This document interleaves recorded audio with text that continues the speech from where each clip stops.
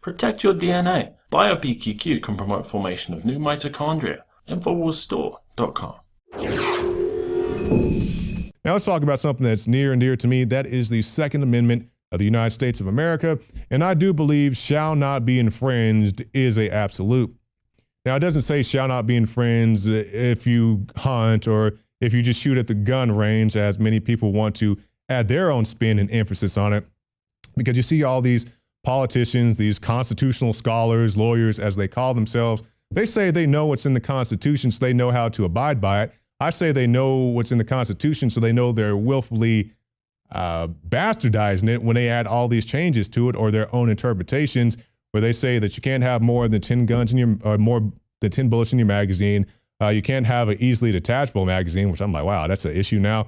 You can't have a cosmetic feature on your gun like a buttstock if you live in the state of New York. And this is how ridiculous the argument is. You guys may recall a couple years ago, I went down to South by Southwest. We were having a open carry march down there. Lo and behold, nobody got shot. I mean, who would have thought? You know, a bunch of guys walking around guns and nobody got shot. And there's a gentleman there, and he was a polite guy. He was willing to engage me. I do appreciate you for that, sir. But his issue was like, I don't like these guns. If you want to have a gun for self-defense, keep it in your closet at your house. But other than that, he didn't want people to be armed. Thus is my understanding, just going off my recollection here. And the issue with that is he would say, well, you guys keep saying everybody wants to take your guns. I'm like, well, no, number one, I'm not saying everybody wants to take your guns. Number two, if somebody tries to do something and fails, they still try. For example, if somebody breaks into your house and, you know, they get caught by the cops running down the street with your TV, they fail to steal your TV, but they still attempted to steal it. And when I talk about people like Dianne Feinstein or various other characters in the gun grab situation, they tried to pass stuff and failed spectacularly. Case in point, I talk about one Mrs. Dianne Feinstein, who ties into California, which we'll get into one second here.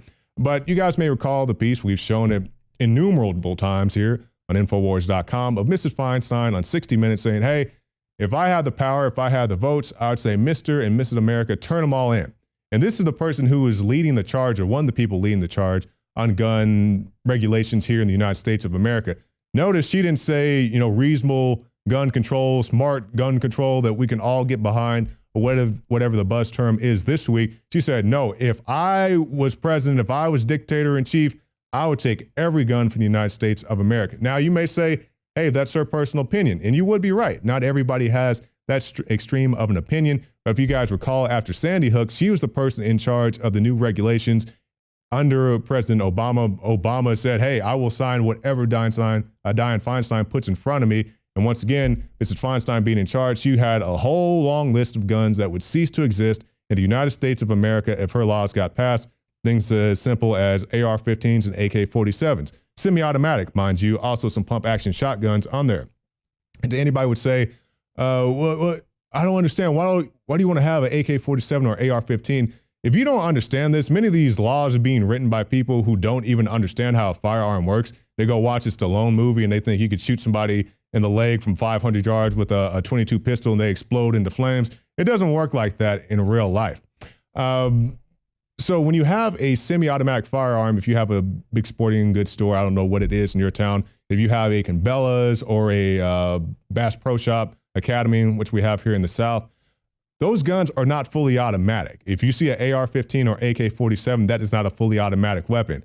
Well, you can augment it. Well, you can augment bath water into liquor if you're patient enough. You can augment anything to do anything. You could beat somebody to death with a phone book. But I've been talking a lot without even getting into the article. You guys like, tell me what it says in the article. California Senate approves sweeping gun control measures.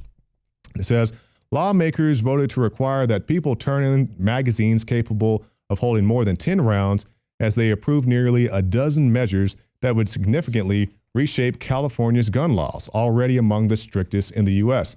Senators approved 11 gun-related bills in total. They include regulations for homemade firearms, background checks for ammunition purchases, which I think is ridiculous, a ban on magazines holding more than 10 rounds, a mandate to report lost or stolen guns, a ban on loaning firearms to friends, and funding for a gun violence research center.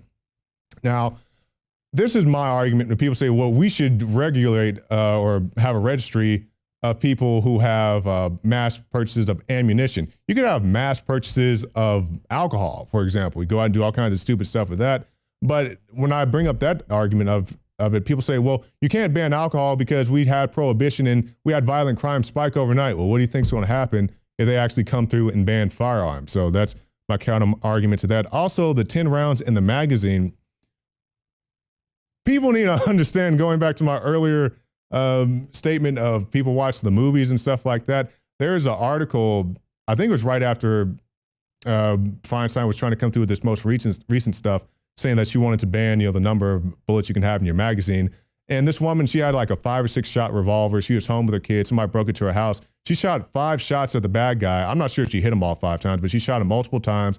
The guy ran out the house. Lo and behold, he didn't die. If he was with a crew of 2 or 3 people, she would have been out of bullets and out of luck when the other guys came to harm her. But that's just one aspect from it.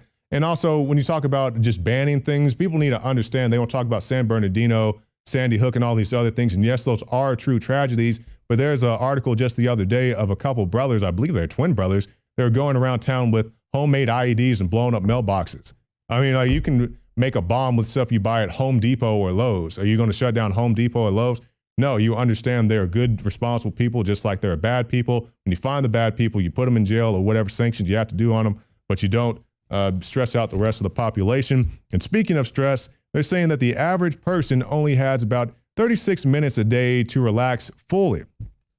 And this is a report, it's a study of about 2,000 people. And they say these people, they said they felt stress. And as many as 30% of those polled said that over the past 6 months, they have not been able to fully take a break from work and recharge. And they say this builds up a toll. It takes a toll on you. And they say that you're more likely to have mistakes at work, other things, take time off work, sick days, and all that other stuff. And let's say, you're done with work and you're done with school, whatever. What about this? You go to the gas station and now you have crazy people attacking you at the gas station, as is this video.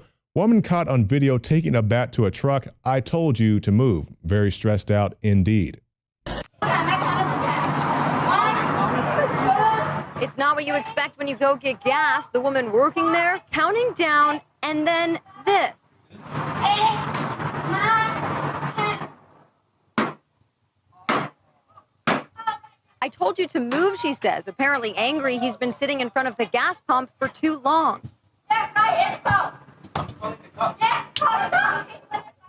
Now that's an aggression, but what about a microaggression, as they're being called? We see, I mean, most of the time I don't even talk about this social justice warrior stuff because there's just so much of it. I think it's ridiculous and not even worth spending the time of day to give credence to. But now they say that a white person smiling at a black person is a racist microaggression. This is something your kids were indoctrinated with during Whiteness History Month at Portland College. And they had the kids and they're agonizing over whether or not smiling at a black person was racist or not smiling. And one person said, it's that awkward smile. Well, what am I supposed to do? I smile at everybody, but somehow I'm conscious of that. And I think, am I doing the white guy smile?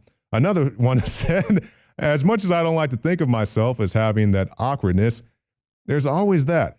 Am I doing the white guy smile or is it a normal smile? And this is what I say to people. This is one of those, you can't do one thing or the other. The way the article is written to me or the way this organization was run, if you look at a black person and you don't smile, you're racist. If you look at a black person and do smile, you're racist. If you look at them while you're walking down the street, you're racist because you're suspicious of them. If you don't look at them, you're being racist because you're not paying attention to them. So anything you do would be misconstrued as racism. And this is a case in point why I don't think it's good to just blanket pay for everybody's college, because if you want me to pay for college, you're going to have to move stuff out of this, like this out of the curriculum. This is freaking ridiculous. Telling people they have to be on pins and needles, not being able to do anything. It's just like you have to see somebody of whatever race or religion just crawl into a ball and cry yourself to sleep. It's completely ridiculous. Another thing that's ridiculous, as we're talking a lot in the news about discrimination, you guys know the stories well, you don't need me to go through all of them,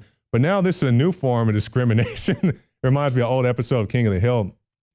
They're talking about discrimination. The mom was talking to the son, and the son says, well, how does your policy help women with big boobies? She says, son, women with large breasts don't need any help. Well, they need help now. A woman gets asked to leave a gym because her boobs are too large. And basically, employees came up to her. They said that people were feeling uncomfortable because the woman's breasts were so large. And we will show you this. Cover your eyes. We got the children in the room, I guess. I can't help that my chest may appear large. I felt humiliated. I felt that I was uncomfortable and I was made to leave. And basically on her way out the door, she asked the other women in the club if her attire offended them. I mean, yes, the lady is very busty, but she wasn't dressed inappropriate from my personal opinion. And the other women in the club said, no, we don't have any issue with you. And basically the woman you saw there concluded it was the women, 2 women supervisors, and she pointed that out, that they were females, who basically were forcing her to get out the club because they didn't like the fact that she was endowed. So you can take that for what you will. I know that's more of a lighthearted story, but coming up after this break, we'll have a very serious conversation with Conchita Sarnoff about human trafficking. But before that, I want to remind you to check out the hashtag Infowars gear and upload your Infowars picks for a chance to win big bucks. Stay tuned. We'll be right back after this break.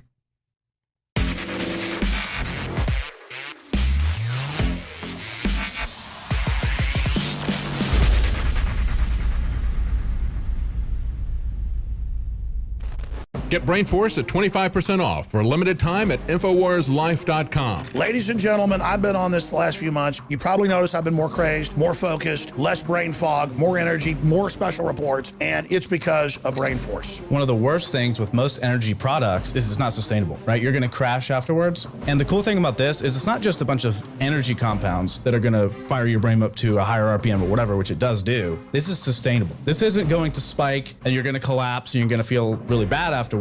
This has a bunch of different antioxidants and compounds and polyphenols. Everybody's on these drugs to knock their brain out because the brain's so fried. We're looking at the television screen for research purposes or whatever we're even doing, trying to learn something, or staring at the computer all day, working, doing good. You're still damaging your brain. You will find Brainforce and other game-changing products at InfowarsLife.com or call 888-253-3139. Get Brainforce at 25% off for a limited time at InfowarsLife.com. And we thank you for your support.